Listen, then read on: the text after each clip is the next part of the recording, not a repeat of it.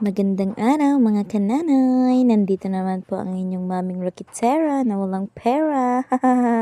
For today's video nga po mga kananay ay nakapamalengke na naman po ako ng aking mga panindang gulay. At ayan, nag-aayos-ayos nga po ako ng aking mga paninda at inaalis ko na naman po ang mga nabubulok at hindi pa. At dahil ganito nga araw-araw na aking routine sa aking buhay, at dahil nasa bahay lang din naman ako mga kananay, ay gusto ko nga din pong kumita at makatulong sa gastusin sa bahay. Kaya ayan, namamalengke nga ako ang mga kananay na wala nang kasuklay-suklay. At nakikita nyo naman po mga kananay, at halos hindi na nga din ako makapag-ayos-ayos mga kananay. Ang mga pinamalengke ko nga palang mga gulay ngayon mga kananay ay kamatis, talong, repolyo, pakbet at etc. mga kananay. At ayan, paunti-unti lang nga po ang aking mga pinamili. Mga tagli 5 kilo lang po yan mga kananay.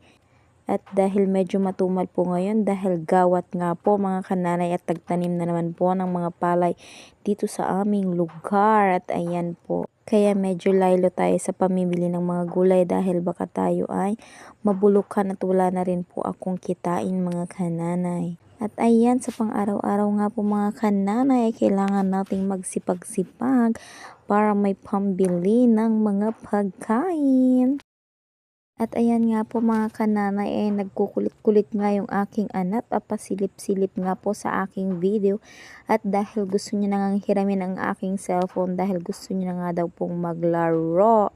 At ayan nga po, kinukulit-kulit talaga ako at humihingi na nga rin po ng biskwit mga kananay dahil nagugutom na nga din daw po siya. Pero actually, nag-almusal na nga po yan mga kananay dahil alas 9 na nga na naman po, ay talagang ang chikiting mga kananay ay mabilis magutom, lalo na tong mga dalawa kong anak mga kananay. Suking-suki sa mga biskwit na aking paninda, kaya 2 araw pa lang ay ubos na naman ang laman ng istante ko mga kananay. At ayan nga po mga kananay, inaayos-ayos ko na nga rin po ang aking mga panindang gulay at dinidisplay ko na nga rin po ng maayos mga kananay para medyo presentable naman po tingnan sa mga mamimili mga kananay.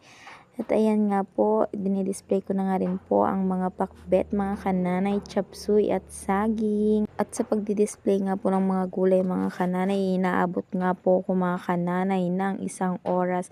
At pati na rin naman po sa paglilinis ng aking mga paninda, papunas-punas mga kananay. At ayan nga po mga kananay, ay nanguha nga pala ako kahapon sa bukid ng saluyot at saka spinach mga kananay dahil tag-ulan na nga po, marami nga pong tumutubo sa bukid. At ayan nga po mga kananay, at nililinisan ko na nga rin po ang taas ng aking freezer dahil titignan ko na rin po ang laman nito mamaya sa loob dahil mamaya may magdi-deliver na nga naman po ng mga isda at manok mga kananay. Titignan ko kung ano po yung wala na at para yun po yung bibilhin ko mamaya mga kananay. Pagkatapos nga po niyan mga kananay, dinidisplay ko na nga rin po ang mga kape, mga noodles mga kananay.